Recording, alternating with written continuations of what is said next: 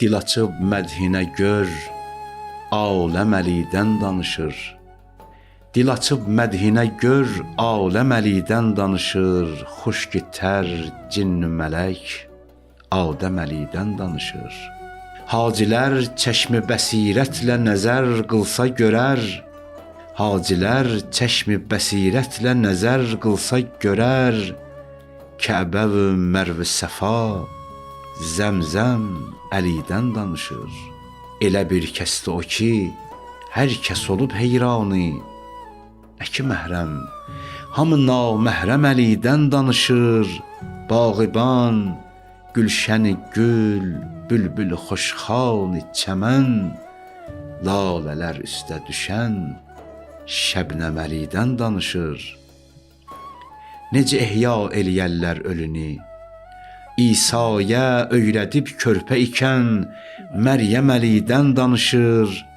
İstəyir bəhs edə mi'rac edə o dilbərdən. Görür Allahın özü xatəm Əlidən danışır. Eşqi ilə çəkilib dara qılım mədhini kaş. Eşqi ilə çəkilib dara qılım mədhini kaş. Söyləsinlər ki yenə Meysəm Əlidən danışır. Qafil ondan ki fənai qəmin izhar qılıb. Sən qəmindən danışırsan, qəm Əlidən danışır. Sən qəmindən danışırsan, qəm Əlidən danışır. Bismillahirrahmanirrahim. Salam əziz dəyərli tamaşaçılarımız, xoş gördük sizi. Qum Danələri verilişimiz efirdədir. Həmişəki qonağımız ilahiyyatçı alim, əziz ustadımız Hacı Fariz Xammədli. Hacı, xoş gördük sizi. Çox hər vaxtınız xeyirli olsun. Allah razı olsun. Salamat eləsin sizi Rəbbim. Allah razı olsun. Əli əleyhissalamın şəhadət günlərinə sayılı günlərimiz qalıb. Hacı, əgər siz də rəva bilirsinizsə, bu verilişimizi və bundan sonraki bir neçə verilişimizi Əli əleyhissalamın adını həsr eləyək inşallah. İnşallah, nə gözəl olar. Bismillahirrahmanirrahim. Mən də salamlayıram sizi. Əleykumsalam. Sizin simavuzda bütün izləyicilərimizi Rəbbim hamınızı qorusun və bu ayın fəzilətlərini cümləmizə nəsib eləsin inşallah. Həzrət Əli əleyhissalamın şəxsiyyəti barəsində təbiidir ki, bir veriliş, 2 veriliş, 10 veriliş yetərli deyil, kifayət etməz. Əli əleyhissalam müxtəlif tərəfləri var, o tərəflərin hamısı araşdırılmalıdır. Allahın izni ilə biz verilişlərimizdə zaman-zaman zaten ona yer ayırırıq, vaxt ayırırıq. Çalışarıq ki, bundan sonraki verilişlərimizdə də buna yer ayıraq Allahın izni ilə. Bu çox önəmli məsələdir. Əhl-i Beyt məhəbbəti, Əhl-i Beyt sevgisi və xüsusilə Əmirül Möminin İmam Əli əleyhissalam haqqında danışmaq. Çünki zaman-zaman məsələn, mən baxmışdım, bizə göndərmişdilər suallardan, orada Rəd surəsi 9, 10, 11-ci ayələr barəsində suallar soruşmuşdular. Orada da diqqət elərsiniz, görərsiniz, ayənin təfsirində İmam Əli əleyhissalamdan araya gələn bir məsələ var, dolayı yolla. Təsəvvür edin, 2 nəfər adam tanınmış simalardır, sevgili Peyğəmbərimizlə görüşürlər. Ureyd ibn Qeys və İbn Tufeyl adında 2 dostlar, bunlar gəlirlər Peyğəmbərlə görüşməyə. Orada qeybi Allah bilər, Allah qeybdən xəbərdardır. 9-cu ayədə bu məsələlər danışılır. İbn Abbas ayənin təfsirində bu sözü danışır. İbn Abbas deyir, bunlar qabaqcadan həmpeyman olmuşdular, peyman bağlamışdılar. Demişdilər, gedək Peyğəmbərlə görüşək. Ureyd deyirdi, mən danışaram Peyğəmbərlə. İbn Tufeylə deyir ki, sonra sən arxadan gələrsən, Peyğəmbəri vurub öldürərsən. Və biz bu məsələyə xatəmə verərik, bağlayarıq məsələ. Ureyd Peyğəmbərlə danışır, İslam gətirməyində şərt ortaya qoyur. Deyir, mən İslamı qəbul eləyərəm, amma mən İslamı qəbul eləyəndən sonra mənim nə fəzilətim olacaq başqasına. Yəni, mənə başqalarından nə fərqlilik ayıracaqsınız. Mən tanınmış simayam. Bəzi adamlar belə başa düşür, axı mən İslama gəldim, sanki İslam minnət çəkməlidir ki, mən onu qəbul eləmişəm. Amma əslində şərəf İslamdadır. İslam özü mütəhhəratdan biridir, paklandırıcılardan biridir. Yəni insanın, məsələn, əgər insan Allahı qoyubsa qırağa, Allahı seçməyibsə, küfrü seçibsə, budistdir, bütpərəstdir filandırsa, onun İslam'a gələndən sonra paklanma məsələsi var. Özü İslamı qəbul etsə, İslam onu paklandırır. İslam paklayıcılardan biridir. Yəni İslam özü şərəf gətirən vasitədir. İslam dini şərəf gətirən bir vasitədir. Kimsə dinin boynuna qoya bilməz. Mən gəlləm namaz qılmağa, mən üçün nə edirsiniz? Mən orada namaz qılanlar var, onların içində mənim nə fərqliliyim olacaq? Bunu da burada vurğulayım. Bir zamanlar mən Tataristanda yaşamışam, orada Kazanda Pedaqogik Universitet var idi, Müəllimlər Universiteti. Orada tədrisə gedirdim. Tələbələrlə görüşürdük filan. Orada bir tələbə var idi, Rus millətindən idi. Təbiidir, xristiandı, müsəlman deyildi. Amma onlar ikinci dil kimi öyrənirdilər şərq dillərin. Biz danışırdıq bunlarla, o mənə bir sual verdi. Dedi ki, İslam dini insan sevərdi, yoxsa müsəlman sevərdi? Mən dedim ki, İslam dini insan sevərdi. Əli ibn Əbi Talib əleyhissalam buyurur ki, insanların hamısına ehtiramla yanaş. Ya onlar müsəlmandır, sənin din qardaşlarındır, ya da qeyri-müsəlmandır, Adəm övladıdır, sənin yaradılışda qardaşındılar. Yəni, humanizm ki, bizdə deyilir, insansevərlik, insanpərvərlik, İslam dinində var bu. İslam dini bütün hər kəsin, hamısının, din sahiblərinin, bütün bəşərin hamısına ehtiramla yanaşır. Nəinki bəşərin hamısına, qeyri-insanlara, varlıqlara, heyvanlara belə İslam dini hüquq tanıyır, haqq tanıyır. Məsələn, İslam dini deyir ki, əgər sən bir yerdəsən, bir susuz heyvan varsa, sən dəstəmaz almalısan namaz qılmaq üçün, bir dəstəmazlıq su var. O suyu sən dəstəmaza istifadə eləmə, o suyu ver o susuz heyvan içsin. Sən təyəmmümlə namaz qıl.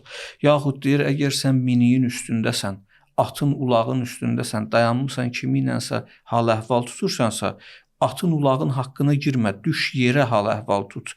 Gedəndə minərsən onların üstünə. Gör nə qədər heyvanın haqqını riayət edir. Yəni, İslam dini heyvan hüquqlarını bu qədər riayət edir, qalmışdı insan hüquqlarına. Təbii İslam dini insan sevərdi. O mənə bir söz dedi. Dedi, bəs bu İslami fiqhlərdə var ki, buddistlər murdardılar.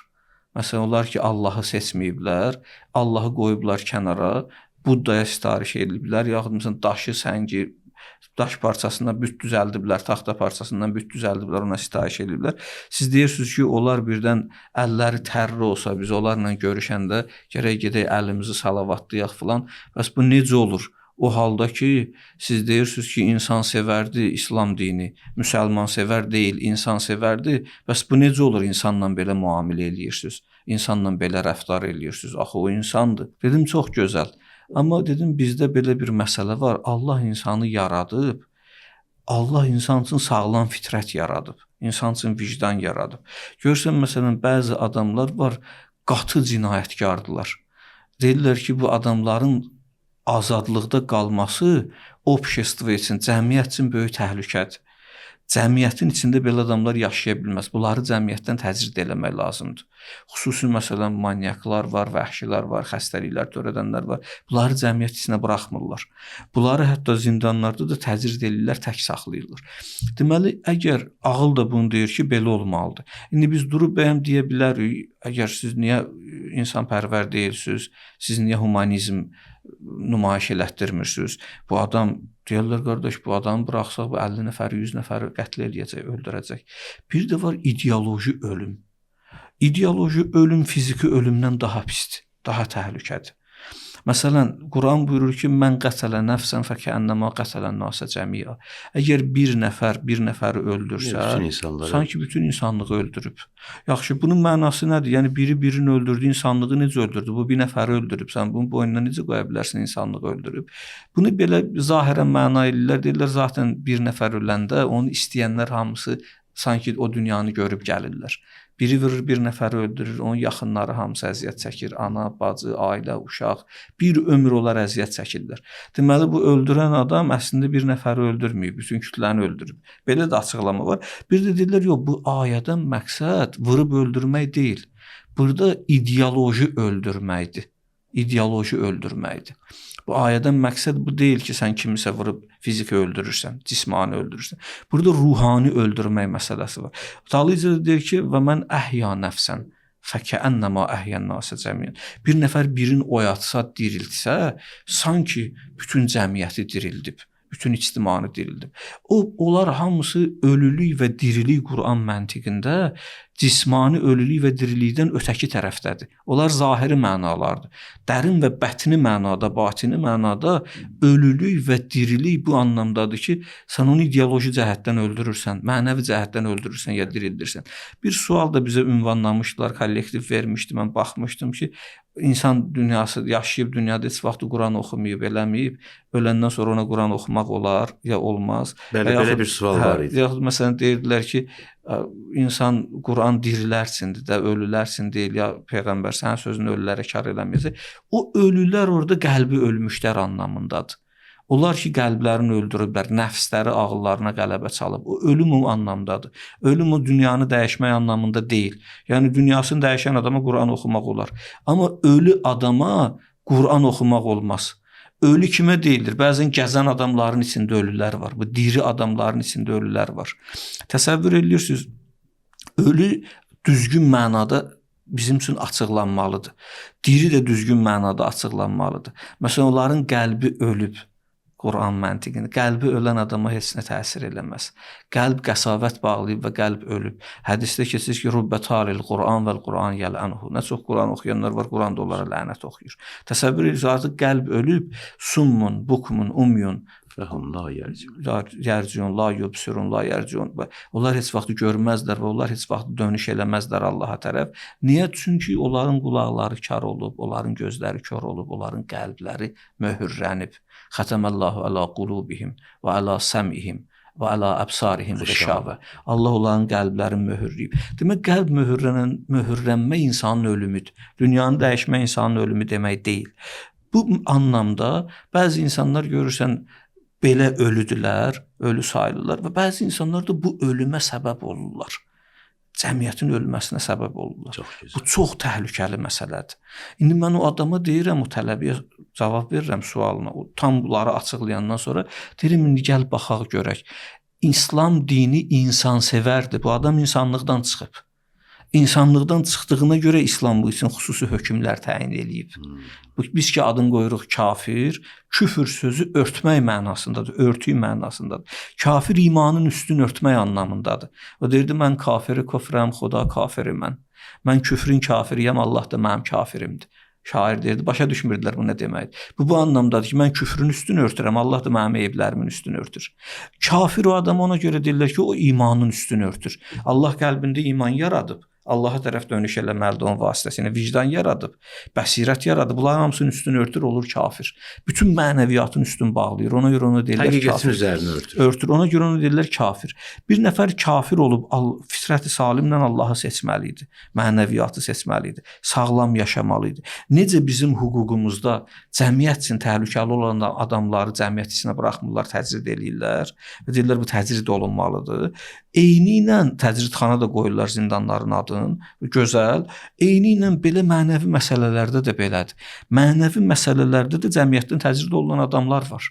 Bunlar artıq cəmiyyətin mənəviyyatı üçün təhlükəlidirlər. Bu ən böyük təhlükədir. Cəmiyyəti mənəvi cəhətdən öldürmək ən böyük təhlükədir. O fiziki cəhətdən öldürməkdən daha pis təhlükədir. Biz vaxt ayırmalıyıq, işləməliyik o adamların üstündə ki, onlar islah olsunlar. İslamın da baxışı o adamlaradır. Yəni Quran humanizm var Quranda, humanizm var. Humanizm və humanizm ki, ingiliscə humanizm deyirlər, bizdə humanizm deyirlər. Humanizm budur ki, insanpərvərlik, insansevərlik bizdə var. Amma humanizm bizdə pik həddə deyil. Hər nə insan eləyə bilər deyil. Bizdə Allah mehvərliyi var. İnsan mehvərliyi bizdə Allah mehvərlikdən sonra gəlir. Təəssüflər olsun, təhrif olunmuş müqəddəs kitablarda orada insanı veriblər qabağa. Məsələn, Yaqub Allahla səhərə qədər güləşdi və Yaqub Allaha qələbə çaldı. O Sifr-i Peydayişdə, yaradılış sifrindəki müqəddəs kitabda danışır. Deyir ki, Yaqub səhərə kimi Allahla güləşdi və Allahı güləşdə məğlub elədi. Baxın, birdən insana nə qədər güc verir və Allahı məğlub göstərir. Bu bizim Quran məntiqi ilə tam əks olan bir məsələ. Burdan qaynaqlanır humanizm. Burdan qaynaqlanır. Burdan qaynaqlanır insanpərvərlik. Bu gün də gəlir pik həddə çatdırılır. Hər nə insan eləyə bilər. Və hər şey mənim üçün yaradılmayıb. Mən bunu eləməliyəm. Bu istəkləri Allah verib mənə, nəfsani istəkləri. Artıq bir də görsən hər nə cəmiyyətdə bir-birinə qarşı və cəmiyyətin alt-üst olmasına gətirib çıxardır. Bu tərəfdən İslamda Allah məhvərliyi var. Buyurur ki, Allahdır.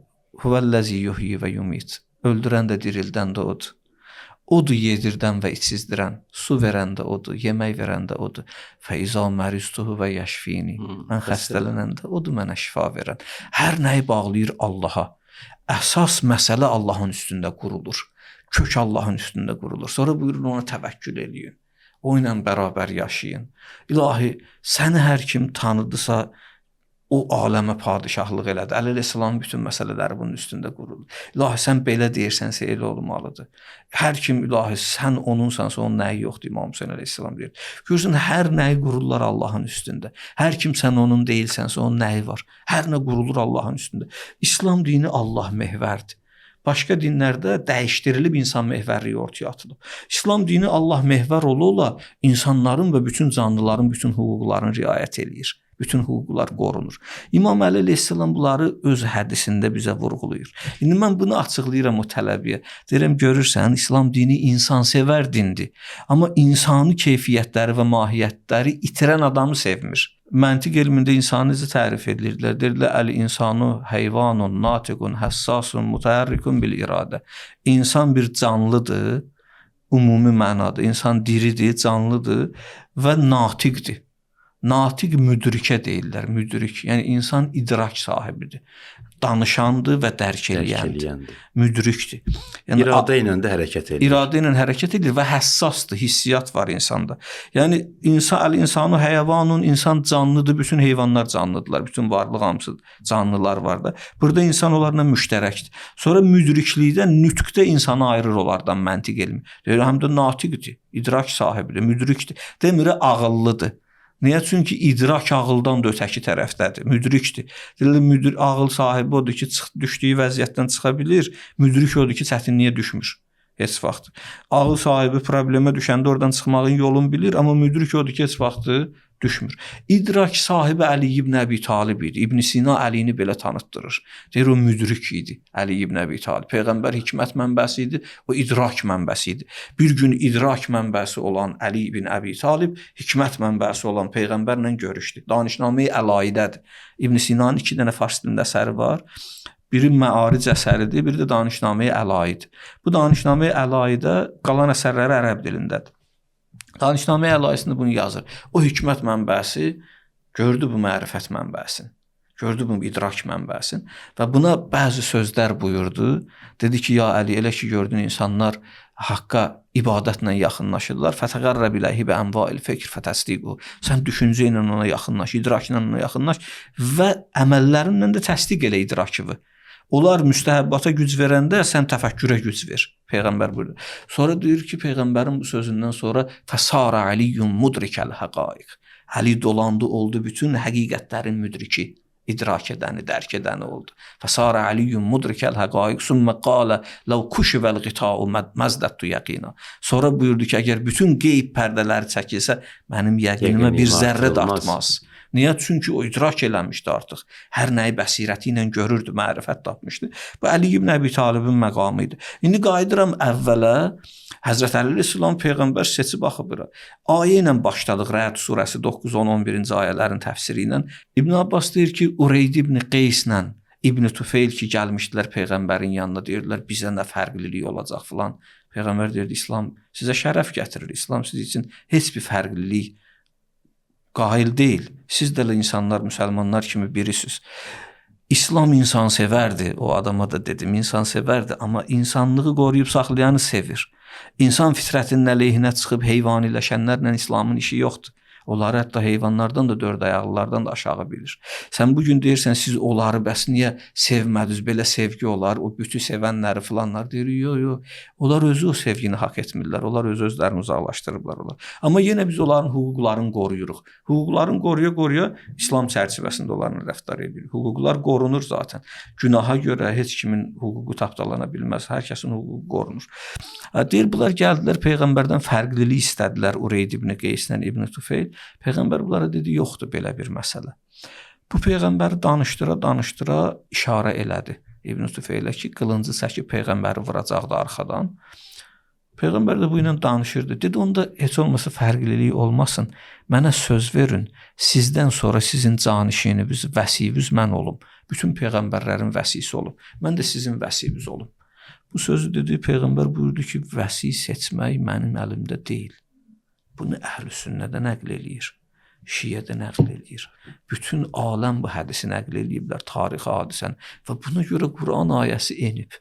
İbn Abbas, təfsirçi İbn Abbas deyir, bu ayənin enmə səbəbi bu idi. Ayə buna görə enib və orada Peyğəmbər onlara buyurub ki, mən onu sizin üçün eləyə bilmərəm. Əlimdə gələn bir şey istəyin, eləyim siz üçün. Mən onu eləyə bilmərəm. Niyə? Çünki məni də Allah seçib, mənim yerimə oturan adamı da Allah seçəcək və Allah da Qədirxund Əli ibn Əbi Talibi seçdi. Təsəvvür edirsiniz. Mənim yerimə oturan adamı da Allah seçəcək, Peyğəmbər buyurur. O işarə eləyir, görür Peyğəmbər bu işə də razılaşmadı. İşarə eləyir İbn Tufeyl qılıncla vursun Peyğəmbər. İbn Tufeyl əlin atır qılıncı çıxarsın qabından, qəlafdan, əlin atır qılınc çıxmır. Nə qədər istəyir çıxarsın, biraz səsküy olur, Peyğəmbər baxır, görür, bunlar onu öldürmək istəyirlər. Və Peyğəmbər bunlara nifrin eləyir. Nifrin eləyir, o adamı saiqə vurur. O ki, Peyğəmbəri öldürmək istəyirdi, ildırım vurur onu. Tarix yazır, onun ölümü ildırım vurma vasitəsilə olur. Sonra o birisi adam ki var idi, Ureyd ibn Qeys, o da deyir Peyğəmbərə ki, mən onsuz da səndən əl çəkməyəcəm. Əgər İbn Tufeyl ölsə də mən cavanları yenə yığıb gələcəm sənin üstüvə. Mən səni öldürməsəm dayanmayacam, Peyğəmbərə deyir. Peyğəmbər deyir ki, Allah sənə bu icazəni verməyəcək. Sonra deyirlər, Ureyd ibn Qeys də taun xəstəliyinə tutulur, ölür. Amma zehnində həmişə Peyğəmbərə qarşı bu məsələ var idi. Sözün bu hadisəni danışmaqdan, bu ayəyə işarə eləməkdən, təfsirə işarə eləməkdən məqsədim budur ki, Əli ibn Əbi Talibin Peyğəmbərdən sonra canişin olması və Əlinin bu vəsilik, vilayət məqamına razılığı və seçilməsi, Allah tərəfindən seçilməsi zaman-zaman sevgili Peyğəmbərimizin dilindən müəyyən olunurdu. Oradan giriş eləyirəm Əli ibn Əbi Talibin fəzilətləri ona görə idi ki, onu Allah təbarək və təala seçmişdi. Bəzən görürsən bizdən soruşurlar, deyirlər ki, niyə bu qədər Əhl-i Beytdən danışırsınız? Niyə bu qədər Əli ibn Əbi Talib əleyhissalamdan? Niyə bu qədər Peyğəmbərdən danışmaq? Hələ dini qayda qanunlardan danışaq. Niyə üstünlük veririk Əhl-i Beytin danışılmasına, onların barəsində olan mövzulara? Baxın, niyə üstünlük verilir? Deyir, bir dənə belə hadisə var. Allah rəhmət eləsin, Əllamə Həsənzadə Amuli bu hadisəni yazırdı. Deyirdi ki, bir dəfə bir sərkərdə öz əskərləri ilə bərabər qaranlıq səhraya düşdülər. Sərkərdə qaranlıqda öz əskərlərinə dedi ki, buradan nə qədər xurcunlarınıza daş toplaya bilirsiniz, toplayın, xurcunlarınızı doldurun. Bunlar da öz xurcunların biri götürdü, biri dedi, daş hər yerdə var da, niyə özümə yük eləyim, harada istəsə orada götürərəm. Biri doldurdu, biri az götürdü, dedi, bir ikidən götürüm, deyərəm mən də götürmüşəm filan. Gəldilər, dedi, bunlar çıxdılar aydınlıq səhraya. Dedi, indi boşaldın götürdüklərimizi. Bunlar boşaltdılar. Gördülər, cəvahirat yığıblar. Dedi, kim nə yığıb özü üçün götürəcək onu. Özünə çatacaq. Gördülər, bahalı daş-qaşlar, cəvahiratlar toplayıblar oradan. Deyir, o az götürən də peşman idi, çox götürən də peşman idi. Çox götürən deyirdi, kaş 2 dənə xurcunum olardı, onu da doldurardım. Az götürən deyirdi ki, da bunu götürürdün özünə yük eləyirdin, doldurardın da. Heç götürməyən deyirdi, elə bir dənə ağıllı sən çıxmışdın, hamısı götürürdü, sən də götürəydin də. Dünyanın misalı belədir. Dünyanın misalı budur. İndi qiyamət günü olar, deyər, gətirin, görək kim nə gətirib. Bəzilər ki, bu dünyada deyirlər, oruc nədir, ye, səhər dur, ye, sonra yat, zərərdir adama. Oruc nədir, niyə ac qalırsan, az ye də, niyə ac qalırsan, belə eləyirsən. O adamlardılar ki, xurcunlarını doldurmurdular. Bizə öyrədilir ki, təzəvvədu, innə xeyrəz-zadət təqva. Axirətiniz üçün tuşə götürün burdan. Nə qədər bacarırsınız, özünüz üçün xeyirli əməllər aparın. Çünki orada bir gün hər kəs gətirəcək, qoyacaq orada vitrində öz gətirdiklərini. Onda heç götürməyəndə narahat olacaq, çox götürəndə narahat olacaq. İndi bu misalı vurmaqdan məqsəd budur ki, bizim də sərkərdəmiz zamanın sahibidir. Hər zamanın höccəti var. Zaman höccətsiz qala bilməz. Buyurur Ləvləl höccə ləsaxətil ərzu əhləha. Kürə höccətsiz ola bilməz. Hər zamanda birdən ilahi şəxsiyyət olmalıdır. Bir ilahi höccət olmalıdır. Zamanın ləngərin saxlayan ilahi höccətdir. O söz var, birinizin xatirinə hamımıza qurban mən olum. O bir nəfərə xatir Allah hamımıza lütf eləyir. Biz bu dünyada nə feyzdən bəhrələniriksə, o kamil insanın üzünün gülabına görədir. Üzünün suyunun ehtiramınadır. Bu dünyada o qədər cinayətkarlar var, o qədər günahkarlar var, o qədər xəbislər var, o qədər böyük kütləvi qırğınlar eləyən, silahlar yaradanlar, silahlar tökənlər. Nə istəyirsən bu dünyada var.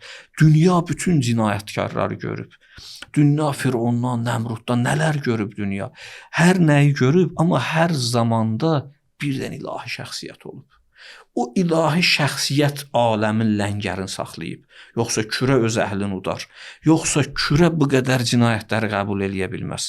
Yoxsa aləm bu qədər cinayəti qəbul eləyə bilməz. Ki, aləmdə nə qədər Firon bütün körpələri öldürtdürür. Təsəvvür ediyorsunuz. Musa doğulacaq deyə nə qədər körpə doğulur Firon. Yüzəbbihun əbnaəkum və yəstəhyun nisaikum. Nə qədər körpələri öldürdü, nə qədər uşaqları öldürdü.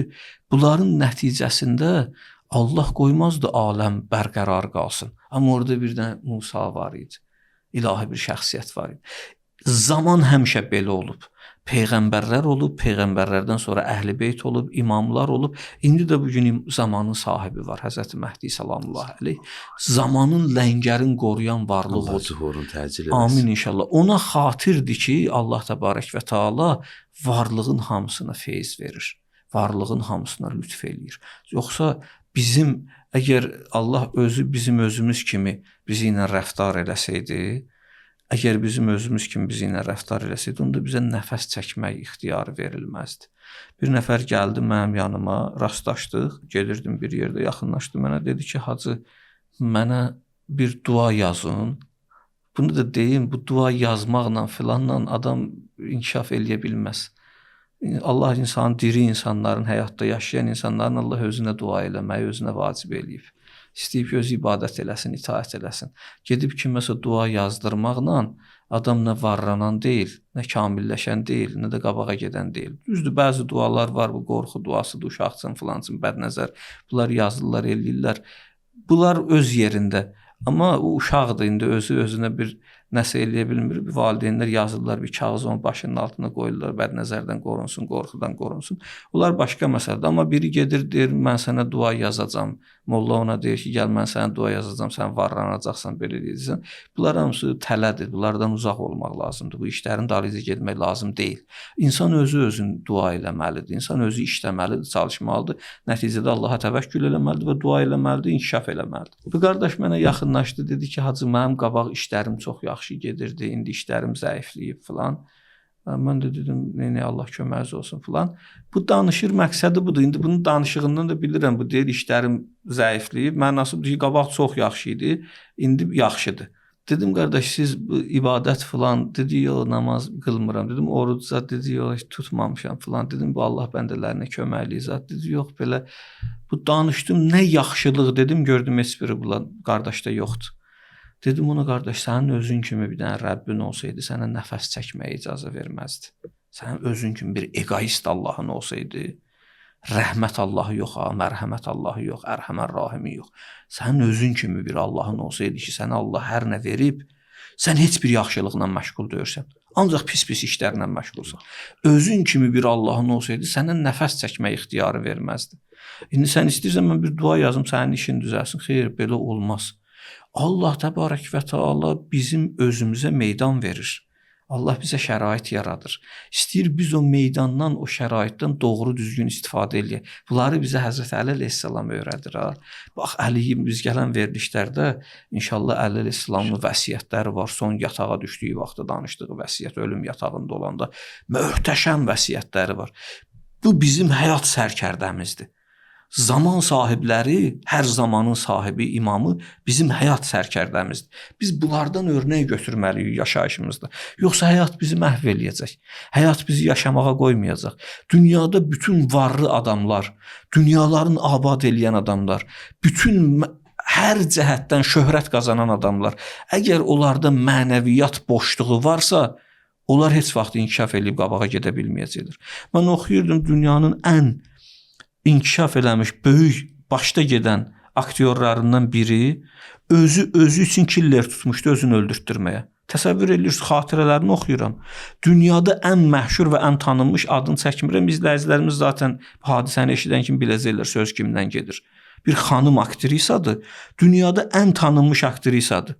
Hollywoodun ən bərk gedən, ən öndə gedən aktrisalarından biridir. Adam qovuşub, qurşanıb pis-pis adətlərə, bəzi istifadələr eləyir, huşdan gedir, filan olur, baxır görür ki, bu şöhrət bu tərəfdən bu istifadəçilik, aludəlik məni məhv eləyir. Özü üçün bir nəfər adam tutur, killer sifariş eləyir, deyir, mənim xəbərim olmayanda məni öldürərsən. Elə öldür, mənim xəbərim olmasın. Niyə? Çünki mən artıq abrım gedir, biabır oluram, dünya şöhrətli adam, narkotik istifadəçi, aludəçisi olmuşam. Allah bütün xəstələrə, bu xəstəlikdə olanlara şifa versin. Amin. Və cavanlarımızı, gənclərimizi qorusun bu məsələnin şərrindən. Adam niyə bunu eləyib? Özü deyir, çünki mən sonradan xilas olur bu məsələdən. Deyir, mənim üçün deyir, dünyada əl çatmaz heç nə qalmamışdı. Mən hər nəyə yetişmişdim. Amma həmişə daxilimdə bir boşluq hiss eləyirdim. Bu ilahi inam o boşluğu doldurmaq üçündür. Allah niyə Quranda bizə peyğəmbəri örnək olaraq göstərir? Deyir, "Vəlaqad kana lakum fi Rasulillah usvetun hasenə." Gözəl örnək siz üçün Allahın peyğəmbəridir. Bizim üçün onu örnək olaraq göstərir. Və bizə buyurur ki, "Vəlaqad mannallahu alal mu'minina iz ba'atha fihim rasulan min anfusihim yatlu alayhim ayatihi və yuzakkihim və yuallimuhumul kitaba vel hikmə və in kanu min qabl lafi zalalin mubin." Möhtəşəm ayədir. Deyir, Allah sizin minnət qoydu sizə, öz içinizdən bir peyğəmbər seçdi. İçinizdən bir peyğəmbər seçdi, sizə minnət qoydu, istədi ki, sizin üçün örnək olsun. Yuzakkihim, o peyğəmbərin işi sizi təzkiyə eləməkdir. Təzkiyə eləmək nədir? O toğlar olur, həyatda murdar görürsən, yeyir, qidalanır. Cəllalə deyirlər ona. Murdar yeyən toğuq. Şəri hökm budur ki, o toğuğu tutasan, bir dənə təmiz yerə salasan, tək saxlayasan orada və onu halal qida verəsən. O qədər halal qidadan qidalansın, bədəninin əti ki, haramdan qidalanmışdı, o ət aradan geçsin, sonra onu kəsib yemək olar. Amma sən onu haram yeyəndə görsün, kəsib yeyə bilməzsən. Təzkiyə budur. O toğun o halına deyirlər təzkiyə. Sən onu paklandırmağa salmısan. Peyğəmbərin işi təzkiyədir, bizi təzkiyə eləməkdir. Peyğəmbər bizə hikmət öyrətmək üçün gəlib, Qur'an öyrətmək üçün gəlib, bizi paklandırmaq üçün gəlib. Və bu gəlişdə Allah bizə minnət qoyub. Minnət nədir? Yəni Allahın bizdən umacağı var. Nə istəyir Allah bizdən? Bizə o cürə peyğəmbər göndərib. Qul la əsəlukum aleyhi əcran illəl məvəddətə fil qurba. Denən mən heç nə istəmirəm, ancaq mənim əhl-i beytimi sevin. Buna görə biz əhl-i beytdən danışırıq. Allah bizə öyrədib, sizdən umacağım budur, peyğəmbər əhl-i beytini sevin. Bu da Qur'an ayəsidir. Demək biz peyğəmbər əhl-i beytini buna görə sevirik. Orada təzkiyə eləmək üçün gəlib Həzrəti Rəsul və bizə öyrədilib ki, sevin peyğəmbər əhl-i beytini. Ona görə sevirik. Peyğəmbər əhl-i beytinin başında dayanan Əli bin Əbi Talibdir. O sevgini oradan bizə yola çıxardır, öyrədir. O bizim həyat sərkərdəmizdir. O bizim örnəyimizdir. O bizə düz yol göstərəndir. O bizə başa salır, həyat bumerangdır. Cümləyə bax Əli ibn Əbi Talib əleyhissalamda. Deyir, bugün sizin övladınızın ayağına dayan daş, ya zamanında sizin atdığınız daşdır, ya da görüb götürmədiyiniz daşdır. Sən zamanında nəsə eləmirsən, bugün o sənin qabağına çıxır. Həyat bumerangdır. Bizim həyat sərkərdəmiz bunu bizə başa salır. İstəyir belə yaşayasınız. Mən bir dəfə biri mənə zəng vurdu. Rusiyada yaşadığım vaxt idi. Mən bunu da deyirəm, qoy əzizlərimiz ibrətdir. Bu məsələlər danışılmalıdır. Zəng vurdu, mən düşdüm məhəlləmizdə bu adamla görüşdüm. Bunun maşınında oturduq, mən bunu tanımırdım. Bir bahalı maşınla da gəlmişdi. Danışırdı, mən də buna qulaq asdım. Dedi ki, mənim oğlum sözümə baxmır. Artıq mənim oğlum bir həddə gəlib çatıb Mənim oğlum burada bundan borc alır, mən bu borcu verirəm, gedir o birisindən alır, verirəm. Artıq bu şəhərdə olanlar hamısı bilirlər, hamısına demişəm heç kim ona pul verməsin. İndi gedib başqa şəhərlərdən borc alır insanlara. Mən də abrımdan qorxuram, verirəm, falan eləyirəm. Danışır, adın dedi, danışa mənə. Mən filan kəsəm, filan kəslər ağsaqqalların adını çəkdi, onlar məni tanıyırlar. Dedim, mən də tanıdım sizi. O adını çəkəndən sonra mən tanıdım ki, mən bunu şifahi tanıyıram. Dedim ki, mənim evdə ev əhli mənə dedilər ki, ruhanilər belə adamlar üçün dua yazırlar, bu adam sağalır. Dedim ki, Hacı Farizdən böyük ruhani yoxdur ki, mən gedim Hacı Farizin yanına. İndi o fikri də əstəğfurullah yazıblar. Mən gedəcəm Hacı bir dənə dua yazacaq, mənim oğlum islah olacaq. Dedim, mən düz deyiblər, yaxşı gəlmisən. Mən sizin oğlunuzun sağalmaq yolunu bilirəm. Elə düzəldi, üzün döndərdi mənim tərəfə ki, mən buna bir dua yazacağam, bunun oğlu islah olacaq. Dedim, amma o dua ilə olmur. Dedim, nə olsa eləyərəm. Dedim, o pulla olmur. Dua ilə olmur. Onu sən eləyə bilərsən, düz deyirsən. Dedi, necə? Dedim, mən burada cümə qılırdım, insanlar gəlirdilər cüməyə, işçilər gəlirdilər, sizin əlinizin altında işləyən adamlar gəlirdilər. Mənə deyirdilər, Hacı, filan kəs bizi işlədir, bizim pulumuzu vermir. Bizim pulumuzu kəsir, vermir. Bizim də ailəmiz oradadır, biz pul göndəririk Azərbaycana ailəmiz üçün. Bəlkə siz ona deyəsiniz. Mən də sizinlə maraqlandım o vaxtı, məsləhət bilmədilər, mən sizə deyim. Dedilər, zaten eşitməyəcək, eləməyəcək, adətidir.